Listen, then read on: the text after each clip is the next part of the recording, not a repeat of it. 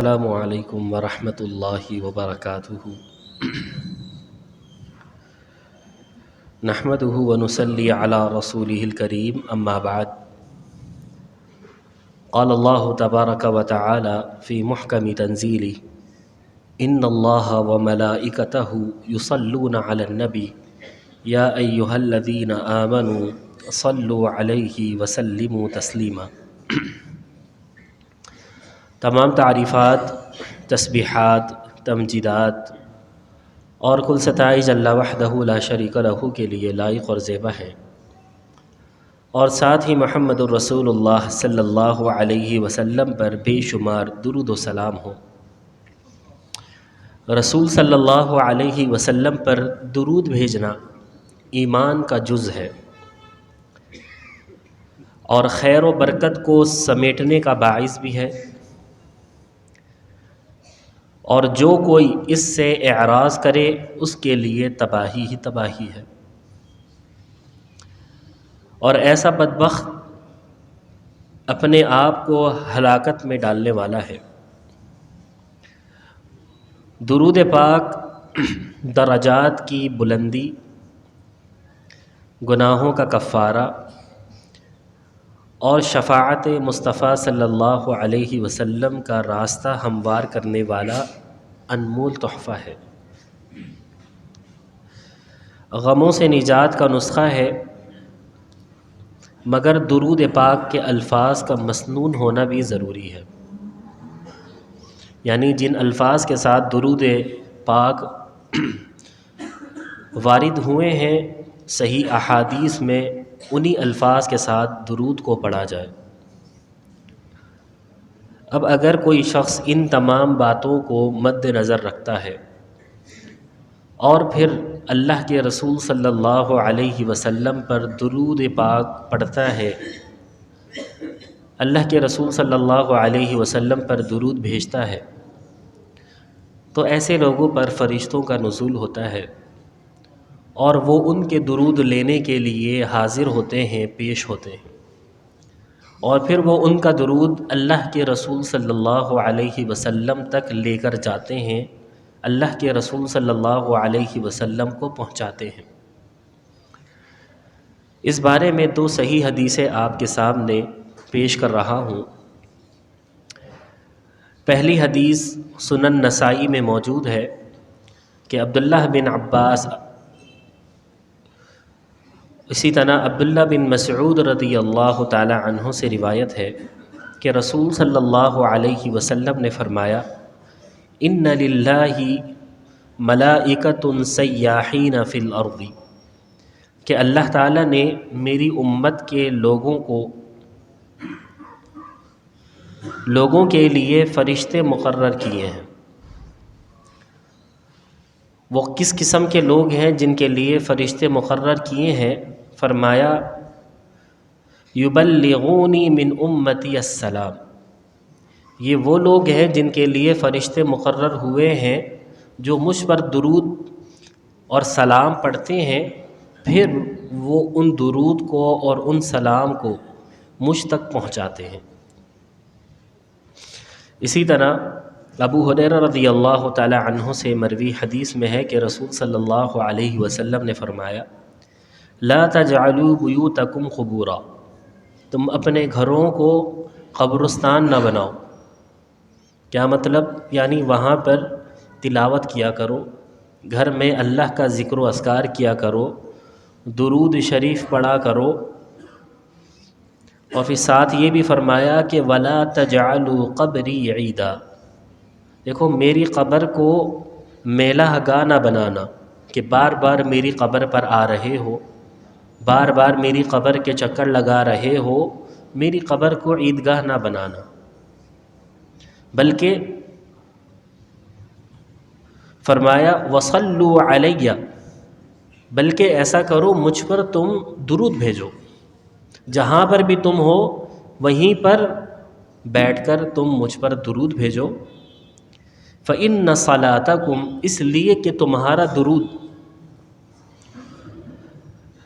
تَبْلُغُنِي حَيْثُ كُنْتُمْ، مجھ تک پہنچایا جائے گا جہاں بھی تم مجھ پر درود بیٹھ کر پڑھو گے، کھڑے ہو کر پڑھو گے، جہاں پر جس مقام پر بھی تم درود مجھ پر پڑھو گے وہ درود مجھ تک پہنچا دیا جائے گا۔ وہ پہنچانے والے کون ہیں؟ وہ فرشتے ہیں۔ اسی طرح ایک حدیث میں اللہ کے رسول صلی اللہ علیہ وسلم نے فرمایا کہ جو مجھ پر ایک مرتبہ درود پڑھتا ہے اللہ تعالیٰ اس پر 10 رحمتیں نازل فرماتا ہے۔ تو لہذا درود پڑھنا اللہ کے رسول صلی اللہ علیہ وسلم پر ایسا عمل ہے کہ فرشتوں کا نزول ہوتا ہے اور فرشتے اس درود کو لینے کے لیے آتے ہیں۔ اسی طرح ایک اور عمل جس کے بدولت فرشتے کا نزول ہوتا ہے، فرشتہ نازل ہوتا ہے، وہ ہے سفر میں اللہ تعالیٰ کا ذکر کرنا۔ سفر میں، حالت سفر میں اللہ تعالیٰ کا ذکر کرنا اور سفر کرتے ہوئے اللہ کا خوف اور ڈر اپنے اندر پیدا رکھنا۔ یہ ایسا عمل ہے کہ اس سے بھی ایک فرشتہ نازل ہو جاتا ہے جو اس شخص کا ہم سفر بن جاتا ہے۔ امام طبرانی رحمہ اللہ نے روایت نقل کی ہے کہ عقبہ بن عامر رضی اللہ تعالی عنہ فرماتے ہیں کہ رسول صلی اللہ علیہ وسلم نے فرمایا ما من راکب یخلو فی مسیرہ باللہ وذکرہ الا ردفہ ملک، کہ نہیں ہے کوئی سوار علیحدہ ہوتا ہے اپنے سفر میں، یعنی جو بھی سوار، جو بھی مسافر سفر کرتا ہے اور اللہ اور اس کے ذکر کے ساتھ، کس کے ساتھ؟ اللہ اور اس کے ذکر کے ساتھ، یعنی اس کے دل میں اللہ کا ڈر ہوتا ہے اور وہ درود اللہ کا ذکر و اذکار کرتا رہتا ہے سفر کے اندر، اور یہ دو چیزیں اس کے ساتھی ہوتے ہیں سفر میں، تو پھر کیا ہوتا ہے؟ الا ردفہ ملک، تو اس کا ساتھی فرشتہ ہو جاتا ہے۔ تو اس کا ساتھی کیا ہو جاتا ہے؟ اس سفر میں فرشتہ اس کا ساتھی بن جاتا ہے۔ اور اس کے بالکل برعکس ولا یخلو بشعر ونحوہ، مگر وہ شخص جو سفر میں اللہ تعالیٰ سے نہیں ڈرتا، اللہ تعالیٰ کا ذکر و اذکار نہیں کرتا، بلکہ بیہودہ بات کے پیچھے لگ جاتا ہے، گانے بجانے لگ جاتا ہے، شعری شعر گوئی میں لگ جاتا ہے، گانے باجے میں لگ جاتا ہے، سفر کے دوران بیہودہ باتیں کرنے لگ جاتا ہے، تو کیا ہوتا ہے؟ الا کان ردفہ شیطان، تو اس کے ساتھ شیطان سفر کرتا ہے۔ اب جب شیطان سفر کر رہا ہے تو پھر شیطانی حرکتیں بھی ہوں گی، حادثات بھی ہوں گے، لیکن جب اللہ کا ذکر و اذکار کریں گے، اللہ کا خوف اور ڈر دل میں ہوگا، تو اس وقت فرشتہ ساتھ ہوگا جو اللہ کے حکم سے ہماری حفاظت بھی کرے گا، اللہ کے حکم سے ہمیں برائی سے بچائے گا بھی۔ تو لہذا وہ لوگ جو سفر کرتے ہوئے اللہ کا ڈر اور خوف اپنے دل میں رکھتے ہیں اور اللہ تعالیٰ کا ذکر و اذکار کرتے رہتے ہیں، تو ان پر بھی فرشتے کا نزول ہوتا ہے اور فرشتہ ان کے ساتھ سفر میں ان کے ساتھ رہتا ہے، ان کا ساتھی بن جاتا ہے۔ اسی طرح ایک اور شخص جس پر فرشتوں کا نزول ہوتا ہے وہ ہے طالب علم، یعنی دین اسلام کا علم سیکھنے والا۔ یہ ایسا بندہ ہے، یہ ایسا شخص ہے کہ اس پر بھی فرشتوں کا نزول ہوتا ہے۔ اس پہ صرف فرشتوں کا نزول نہیں ہوتا بلکہ فرشتے اس کے لیے بہت کچھ کرتے ہیں اور اس کے لیے بہت سے کام آسان ہو جاتے ہیں، بہت سے راستے اس کے لیے آسان ہو جاتے ہیں۔ مثلا اس کے لیے جنت کا راستہ آسان ہو جاتا ہے۔ مخلوق جتنی بھی دنیا میں مخلوق ہے، خواہ وہ سمندر کی ہی کیوں نہ ہو، وہ اس طالب علم کے لیے دعائیں کرتی ہیں۔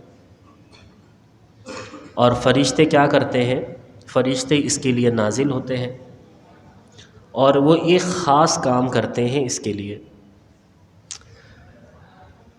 چنانچہ ابو درداء اور صفوان بن عسال رضی اللہ عنہما سے روایت ہے کہ رسول صلی اللہ علیہ وسلم نے فرمایا، ما من خارج خرج من بیتہ فی طلب العلم، جب بھی کوئی شخص اپنے گھر سے دین کا علم حاصل کرنے کے لیے نکلتا ہے، قرآن مجید حفظ کرنے کے لیے نکلا، مدرسے جانے کے لیے نکلا، عالم بن رہا ہے، جامعہ جانے کے لیے نکلا ہے،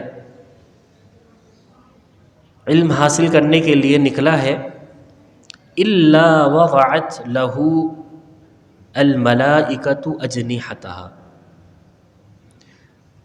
تو اس کے لیے اس عمل کی وجہ سے، ساتھ میں فرمایا رضا بما یصنع، کہ اس کے اس عمل سے خوش ہو کر فرشتے اپنے پر اس کے پاؤں کے نیچے بچھا دیتے ہیں، صرف اس کے اس عمل سے خوش ہو کر فرشتے کیا کرتے ہیں؟ اپنے پر اس کے لیے بچھا دیتے ہیں، گویا کہ وہ ان کے پروں پر چل رہا ہوتا ہے، بشرطے کہ وہ جب مدرسے جا رہا ہو تو ایسا عمل نہ کرے جس سے فرشتے بھاگ جاتے ہیں، فرشتے دور چلے جاتے ہیں، ایسا عمل نہ کرے وہ، کیونکہ جو بھی گھر سے نکلے وہ کیا کرے؟ اللہ کا ڈر اپنے دل میں رکھے، اللہ کا خوف اپنے دل میں رکھے اور ذکر و اذکار کرتا ہوا جائے، سفر کی دعا پڑھے، گھر سے نکلنے کی دعا پڑھے، یہ سب ذکر و اذکار ہی ہیں۔ تو یہ پڑھتا ہوا جب وہ مدرسے جائے گا اور جب جامعہ جائے گا، وہاں پر قرآن مجید پڑھے گا، وہاں قرآن مجید حفظ کرے گا، دین کا علم حاصل کرے گا، تو اللہ کے حکم سے فرشتے اس کے لیے اتریں گے اور فرشتے اپنے پر اس کے لیے بچھا دیں گے۔ تو یہ 3 اشخاص تھے جن کے لیے فرشتوں کا نزول ہوتا ہے۔ اللہ تعالیٰ سے دعا ہے کہ اللہ تعالیٰ ہمیں بھی ان لوگوں میں شامل فرما لے اور ہمیں بھی یہ اعمال کرنے کی توفیق عطا فرمائے۔ وآخر دعوانا ان الحمد للہ رب العالمین۔